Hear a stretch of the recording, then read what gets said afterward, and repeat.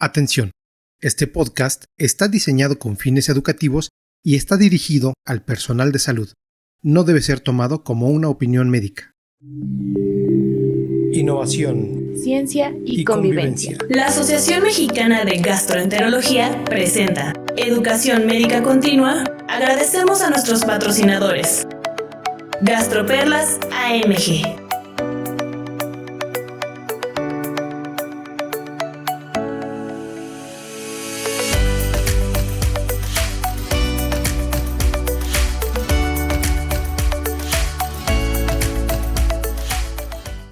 Muy buen día a todos, bienvenidos a su podcast Gastroperlas AMG, bienvenidos a este episodio que es el número 112 de la temporada 4. Recuerden que estos podcasts son una iniciativa de la AMG y tienen la finalidad de difundir nuestra especialidad. En esta ocasión agradecemos especialmente a Laboratorios Carnot, quien apoya con educación médica continua, y este episodio es patrocinado por ellos. Sin su apoyo constante no podríamos hacer posibles estas iniciativas. En esta ocasión hablaremos de antiespasmódicos, fármacos que posiblemente los gastroenterólogos utilizamos todos los días. Hablaremos de este tema debido a que este grupo farmacológico está en la trinchera del manejo del síndrome de intestino irritable, sobre todo para tratar el dolor abdominal.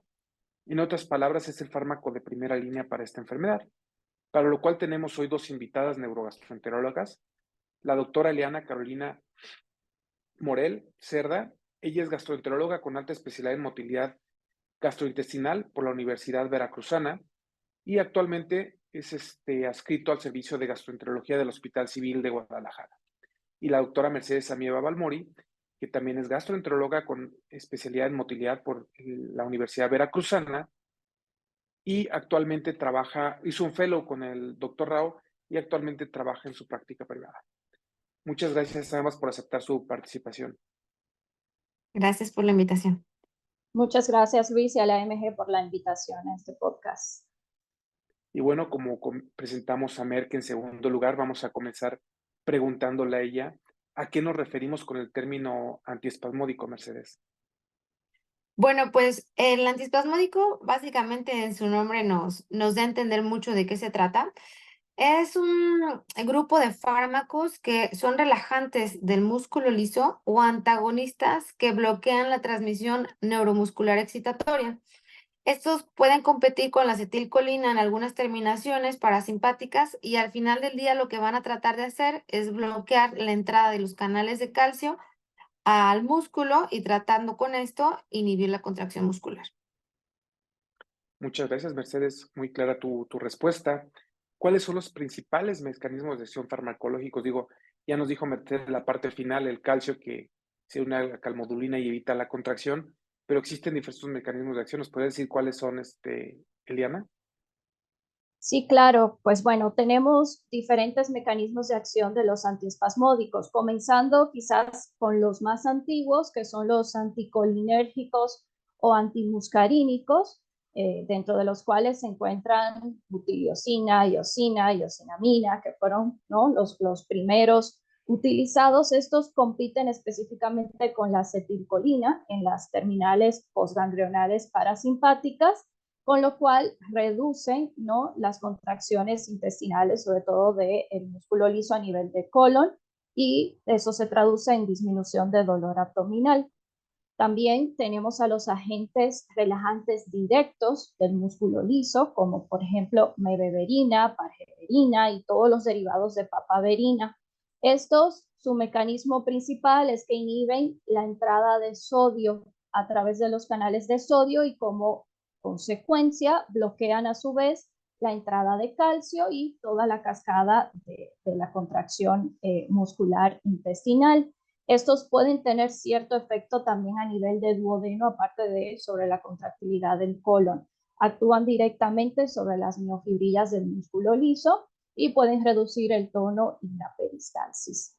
También tenemos a los agentes bloqueantes de los canales de calcio. Aquí quizás hacer un subgrupo que son los derivados de amonio, específicamente el bromuro de pinaverio y el bromuro de otilonio, que también son bloqueantes de canales de calcio, y estos agentes lo que hacen pues es específicamente actuar de forma selectiva sobre los canales de calcio tipo L, que son los canales lentos del músculo liso gastrointestinal. Por eso no tienen efecto a nivel, por ejemplo, cardiovascular, como otros agentes bloqueantes de calcio, dihidropiridínicos o no dihidropiridínicos.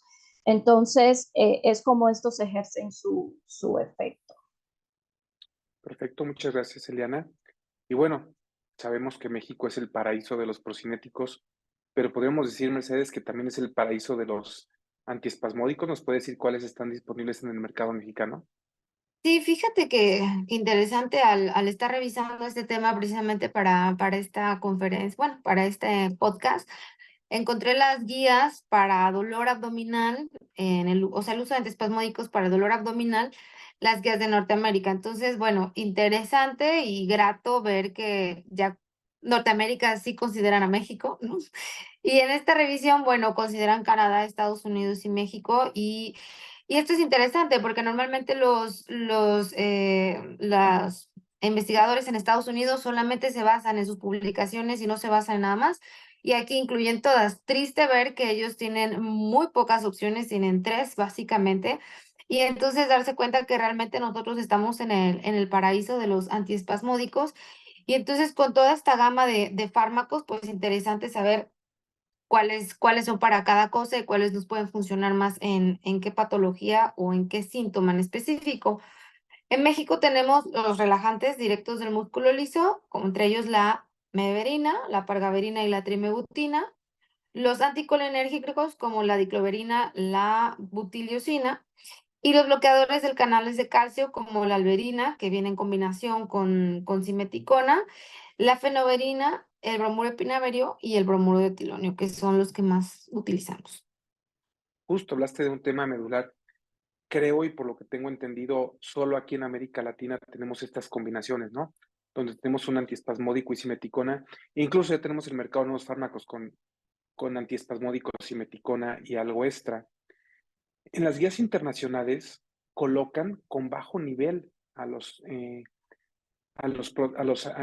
antiespasmódicos, y en las guías anglosajonas sobre todo. ¿Ustedes qué opinan de esto? ¿Los recomiendan? ¿Por qué creen que los ponen con bajo nivel de evidencia? Bueno, contestando a tu pregunta, Luis, si hacemos una revisión de las principales guías para el tratamiento del síndrome de intestino irritable, sobre todo, podemos ver que, por ejemplo, en la guía del ACG del 2021, recomiendan en contra del uso de los antiespasmódicos actualmente disponibles en Estados Unidos para tratar síntomas globales de intestino irritable. Y esto es una recomendación condicional con bajo nivel de evidencia. Y si revisamos en cuáles ensayos se basa esta recomendación, pues podemos ver que son artículos, ensayos clínicos de los 60, de los 80, el más reciente, sobre todo con dicicloverina y estudios con iosina, con pocos pacientes, con nivel bajo de evidencia y con puntos o objetivos primarios no claros. Inclusive en épocas en las cuales los criterios de síndrome de intestino irritable son muy diferentes a los que tenemos actualmente y a los que la FDA no requiere para que un fármaco pueda ser probado en intestino irritable. Recientemente, o de las americanas, la de la AGA del 2022, tanto para el manejo farmacológico del intestino irritable subtipo diarrea como estreñimiento, dejan a los antiespasmódicos como tratamiento, ¿no?, de segunda línea, sugiriendo su uso, pero de forma condicional, igual con un nivel bajo de evidencia, refiriendo que no ha habido ningún cambio respecto a sus recomendaciones del 2014, las cuales pues la basaron en un ensayo clínico publicado, un metaanálisis en Cochrane del 2011, en el cual pues los antiespasmódicos como, ¿no?, grupo farmacológico demostraron mejoría de dolor abdominal, mejoría de síntomas globales y de score, pero haciendo la aclaración de que estos ensayos incluidos tenían mucho sesgo de publicación, mucha variación entre los estudios en cuanto a sus objetivos primarios, dosis de medicamentos muy variables y también con bajo número de pacientes.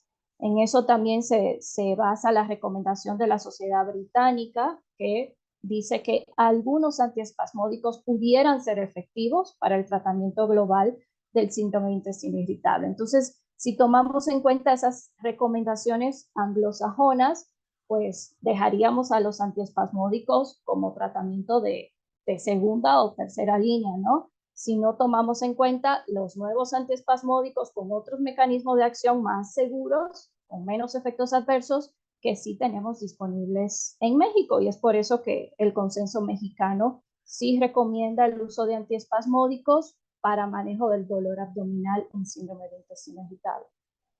Como manejo de primera línea, ¿no? Y esto es importante, siempre se lo digo a mis residentes, ¿no? Hay que tropicalizar las guías, ¿no?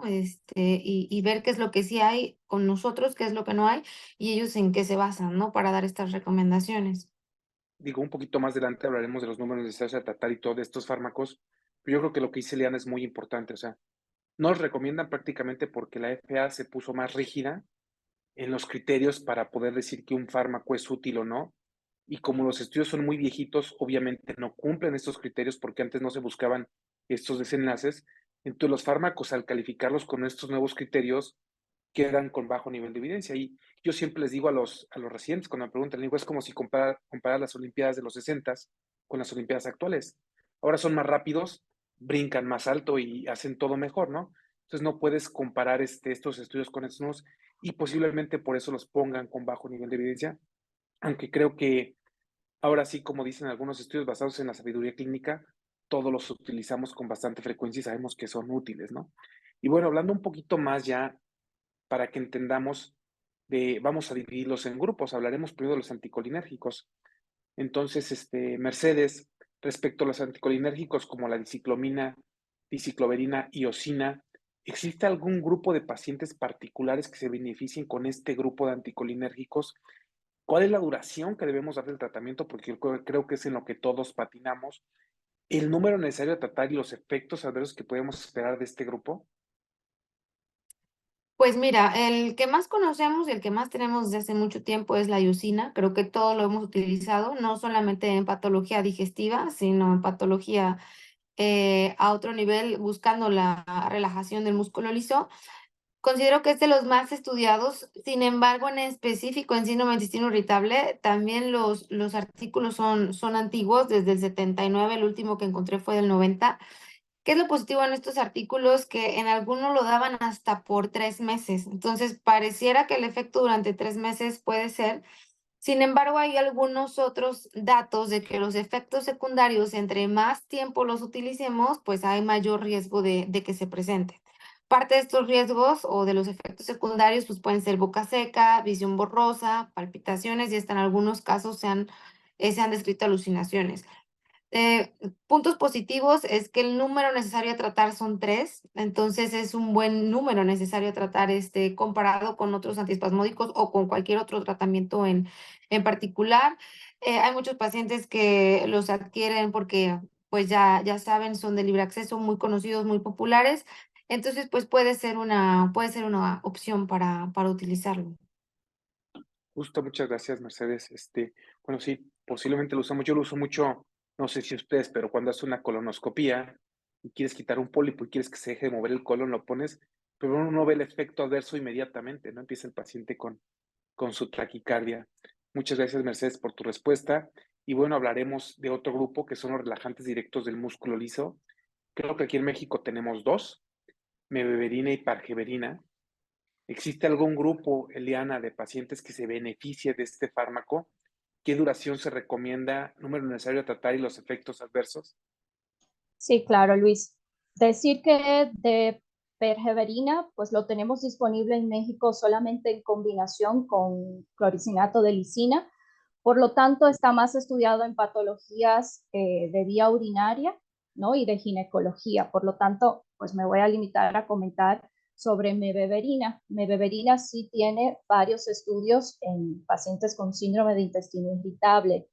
De hecho, la revisión que encontré más reciente es del 2002, en la cual se evaluó la eficacia de mebeverina en 19 ensayos clínicos aleatorizados y a diferencia de lo publicado anteriormente en otra revisión previa, mebeverina sí demostró ser eficaz y segura, no solamente para mejoría del dolor abdominal, sino también de distensión abdominal. Entonces es una opción en aquellos pacientes que aparte del dolor abdominal, también predomina la distensión y también se demostró cierta mejoría en cuanto a la frecuencia de las evacuaciones en esta revisión sistemática.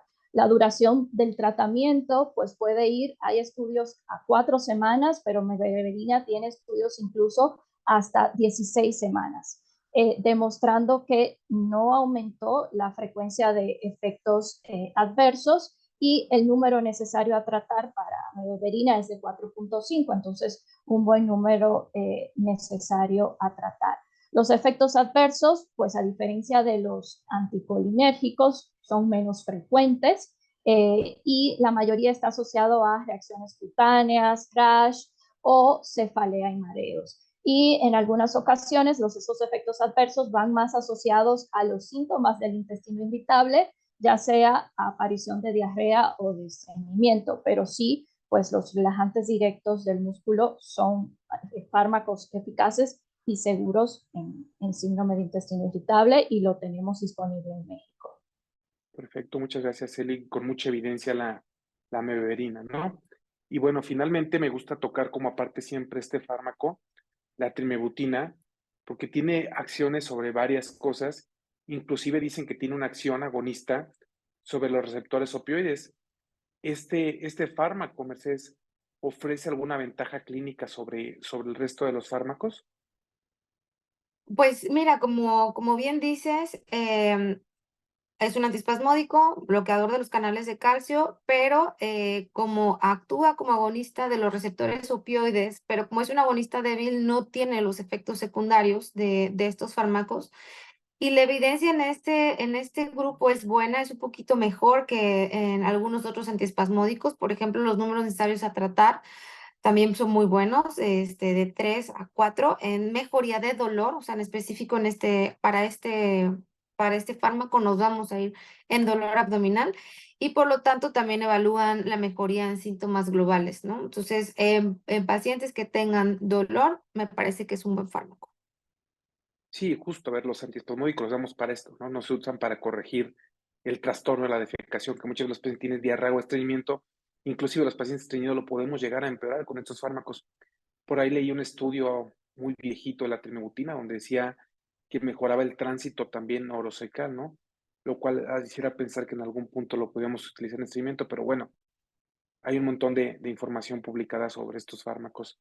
Agregar también, Luis, que tiene estudio en dispepsia funcional, trimebutina, aunque no demostraron mejoría de los síntomas globales de dispepsia, pero sí se comparó con placebo a 4 semanas en dispepsia funcional. No es la recomendación, pero también tiene esa ventaja, ¿no? Perfecto, bueno. Y finalmente aquí en México creo que tenemos una gran bendición, que tenemos estos fármacos mezclados con otro agente que no es un antiespasmódico. Entonces, estas combinaciones con simeticona, ¿qué ventajas ofrecen y qué es o qué función tiene la simeticona, Eliana? Bueno, la simeticona pues es un agente que su función pues principal justamente es disminuir la tensión de las burbujas, ¿no? De las burbujas y del gas. Por lo tanto, este tiene un efecto antiflatulento y si lo combinamos con el efecto antiespasmódico, ya sea del calcio antagonista o del derivado de amonio, se potencializan los efectos, sobre todo, no solo de mejoría del dolor abdominal, sino también de distensión abdominal, ¿no? Porque disminuimos justamente esa tensión de las burbujas y desintegración de las mismas. Sí, justo digo, no sé si ustedes lo han hecho, pero yo cuando hago colonoscopías y veo muchas burbujas, le pido a las enfermeras que le pongan a la bomba de agua simeticona y uno ve cómo pone agua y todas estas burbujas empiezan a romper y efectivamente es un muy buen agente tensioactivo y nos ayuda con otro síntoma muy frecuente que es la distensión. Y finalmente Mercedes escogí esta pregunta para ti. Adelante, Mercedes, ¿quieres decir algo? Sí, quería comentarte porque estamos ya cambiando las combinaciones.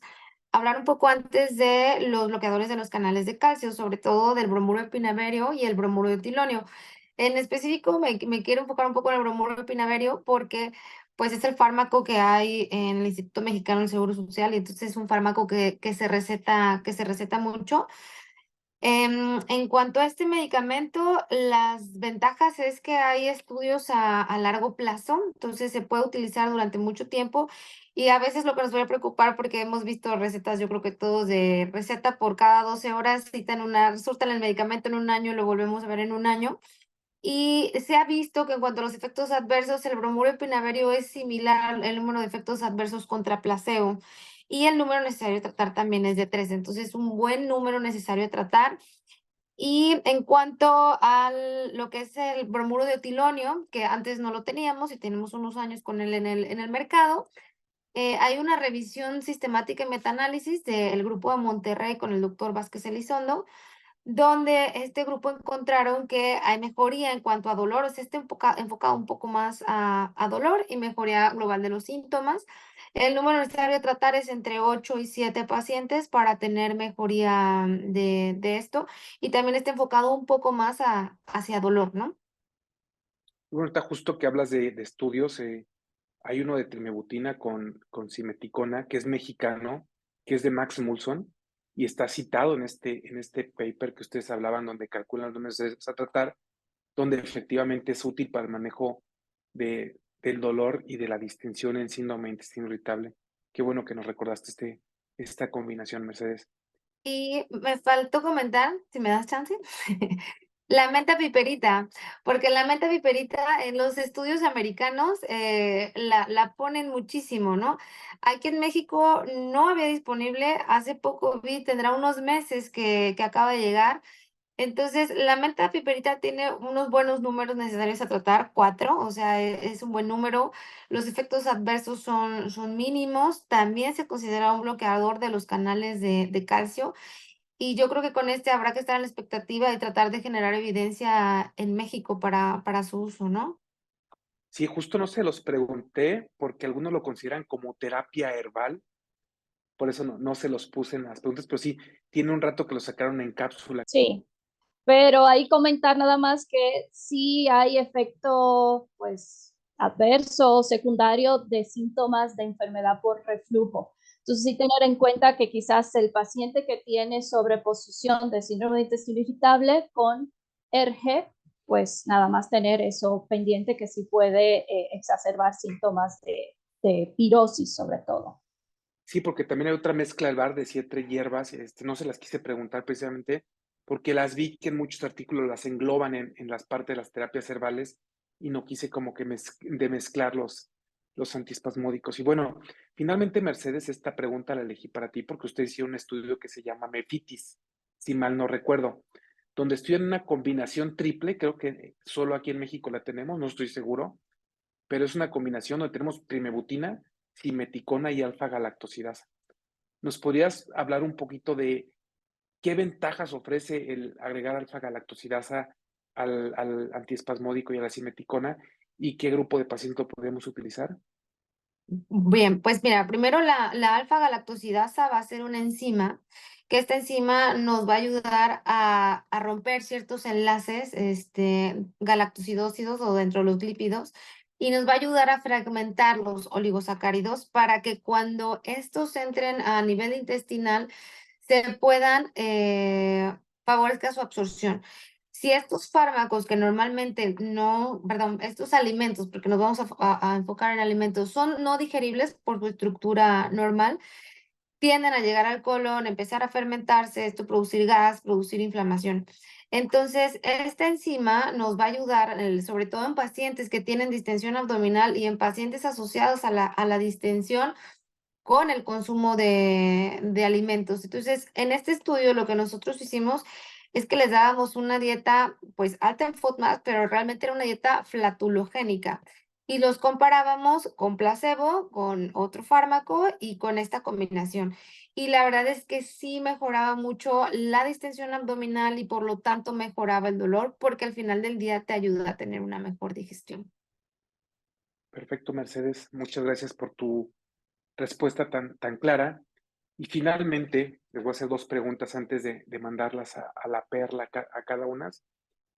¿Consideran ustedes los antiespasmódicos como el tratamiento de primera línea para el síndrome de intestino irritable aquí en México?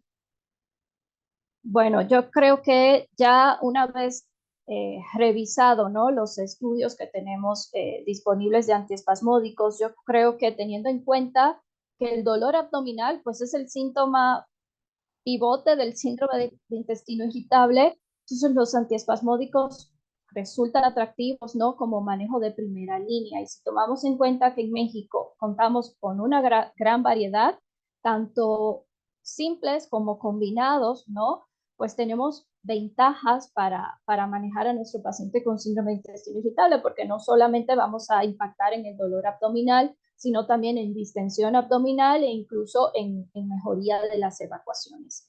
Creo que la mayoría, exceptuando algunos de los anticolinérgicos, han demostrado que son seguros a largo plazo. Entonces, tratamientos de 12, 16 semanas, creo que no tenemos que tener miedo, ¿no?, de indicarlos. Por lo tanto, creo que sí, que en México podemos considerarlos como un tratamiento de primera línea, siempre y cuando teniendo en cuenta pues un enfoque individualizado del paciente, ¿no? Sí, claro, yo concuerdo completamente con Eliana. Tenemos muchas opciones de tratamiento.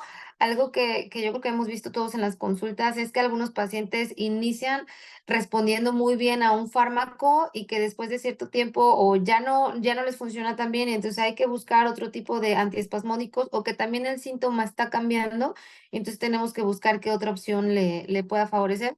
Pero sí, en definitiva, como terapia de primera línea. Ok, y cuando van a elegir uno, ¿qué tip le dan a nuestros audioescuchas? ¿Cuándo eligen uno simple o uno combinado? ¿O cuál prefieren? Bueno, yo creo que depende de cuál sea el síntoma principal del paciente. Un paciente, por ejemplo, cuyo síntoma predominante es dolor abdominal, probablemente vamos a elegir algo simple, ¿no? Mebeverina, bromuro de otilonio, si predomina mucho el dolor. Quizás en aquel paciente, por ejemplo, con intestino irritable predomino diarrea, preferiría trimebutina, ¿no? Por el efecto sobre los, aunque leve, sobre los receptores opioides. O quizás el paciente con predominio de estreñimiento responde muy bien al bromuro de pinaverio, porque sabemos que uno de los efectos adversos que reportan los pacientes con frecuencia es diarrea. Entonces, creo que son de las cosas que podemos aprovechar. O aquel paciente cuando uso combinación, pues cuando el predominio es más de distensión abdominal, que creo que es en México de lo que más se quejan nuestros pacientes, sobre todo del bloating. Y esta combinación, por ejemplo, con galactosidasa es muy buena para aquel paciente que te dice que cuando come leguminosas, frijoles, ciertas frutas, verduras, ¿no? Es cuando experimenta dolor y distensión, pues yo creo que el agregar la alfa-D-galactosidasa pues es una opción muy atractiva. Incluso seríamos muy felices si en algún momento tendríamos solo la alfa-D-galactosidasa, ¿no? Sí, claro. Mercedes, ¿algún comentario final? No, concuerdo completamente con Eliana, dependiendo del síntoma pivote y lo mismo que comentaba hace un momento, de repente puede ser que predomine el dolor, de repente puede ser que predomine la distensión y entonces ahí tendríamos que ajustar tratamiento, ¿no? Perfecto. Muchas gracias a ambas por sus excelentes comentarios. Creo que nos han dejado claro que estos fármacos son de primera línea y me gustaría escuchar dos perlas finales, una de cada una de ustedes, para la gente que nos escucha. ¿Qué le recomendarían sobre estos fármacos a la gente o a los médicos que nos están escuchando? Bueno, la primera gastroperla, pues sería que sí, los antiespasmódicos son tratamientos de primera línea para manejo del dolor del síndrome de intestino irritable, que estos fármacos han demostrado ser seguros y eficaces a largo plazo. Y que en México tenemos muchas opciones, tenemos fármacos que actúan en los diferentes mecanismos de acción de los antiespasmódicos, y debemos de aprovechar y no tener miedo de hacer combinaciones y ajustes cuando sea necesario. Bueno, yo primero que nada, estar seguro que su paciente tiene síndrome de intestino irritable.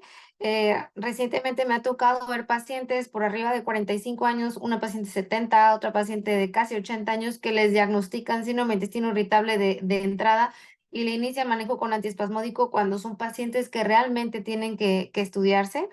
Entonces, una vez que tengamos seguro o confirmado el síndrome de intestino irritable, pues si es la primera línea de tratamiento, buscar opciones. Si el paciente deja de funcionarle alguna, ver si es que alguno de los síntomas cambiaron o mutaron o se agregan o sobreagregan y entonces podemos, en vez de utilizar uno sencillo, uno combinado.